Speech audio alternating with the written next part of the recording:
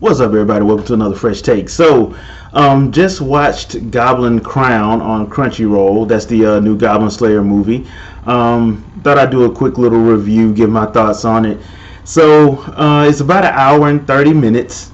And if you haven't seen Goblin Slayer Season 1, there is the first 20, I'd say probably the first 15 to 20 minutes of the film is a recap of Season 1.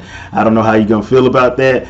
But me personally, since I usually watch like my favorite anime series, at least like I try to watch at least more than once, and since that was only like 12 episodes, I had already watched it again, so I didn't need the recap. But for some people, you may need the recap. But that being said, there's a lot of good and a lot of I found it mostly to be good. I didn't have a lot of things that I didn't like about it. It's going to be kind of a spoiler-ish review just because it's kind of hard to talk about it without talking about stuff that happened in Season 1. But you do need to realize, though, that this is not one of those animes that's that the kids can watch. It has some mature themes in it. If you watch Season 1, you already know what I'm talking about. There's an incident that happens in the very first episode, and they do kind of touch on that in the recap, but they do not show, and this goes without saying, they do not show any of the sexual assault that actually happens in the first season. It's only one episode, but they do bring it up. It is implied in this one. In the movie, it is implied that it happens, but you don't see it, per se. So where to start? It actually picks up like right where the first season leaves off. Goblin Slayer with his party, the elf, the dwarf, the lizard man, and the cleric, they're all going to a village to, at the request of the sword maiden, to actually rescue a nobleman's daughter. That's how this whole thing gets started. And of course, goblins are involved in this particular incident.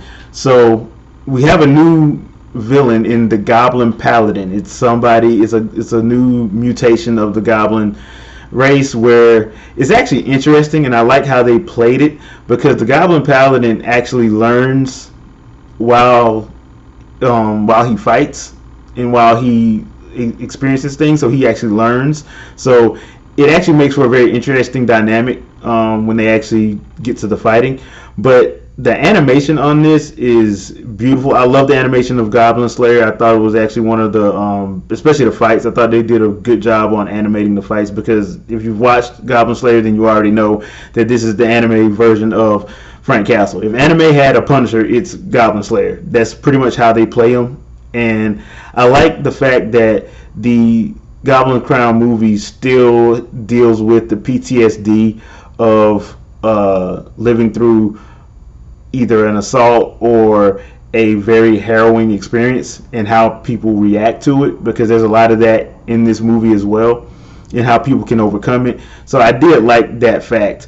I like the new character that they brought into it, and I'm hoping that she pops up in Season 2, because that would be a very interesting addition to their party, just to see how that dynamic works out, because the new character isn't a bad character, in my opinion. I kind of empathize with what she was going through, and why she was acting the way she was acting. They kind of made you empathize with her a little bit, in my opinion. As far as things that I didn't like, this goes without saying, the music, the score in Goblin Slayer is actually one of my favorites. I do like the scoring in this one. They do a good job of setting the tone with the music and everything like that. If there was one thing I didn't like about the film, and it's the fact that, like, in this world there's still people who do not understand how a goblin attack works. They play it off pretty well for the naivete of, like, the main person who needs to be rescued. That it works in that aspect, but there's still, like, people who think that goblins are weak and this and that. But as a viewer, especially if you watch the first season, you know how messed up and how tense it can get if you get surrounded by goblins in this world. So that was probably the only thing that I didn't like about it, other than the fact that I felt that it was short, because I'm actually ready for Season 2 to happen. Like I said, it's an hour 30. I thought it was paced pretty well. I thought that they did a good job with the pacing. Nothing ever felt boring or why am I watching this or I'm looking at my watch. None of that happened during this during this at all. So if I had to give it anything, I would probably give it a how would you give this? I guess it's worth a watch. So I'd say like full price for me anyway. If you're new to the series, you probably do need to watch the first season, and be advised that if you watch the first season, if you haven't watched this series before, there is I think they still have the trigger warning before the first episode because of that sexual assault sequence that happens in the first episode. But everything that happens in that first episode, you kind of need to see because it sets it up in the remainder of the season, and you get the idea, you get the point going forward.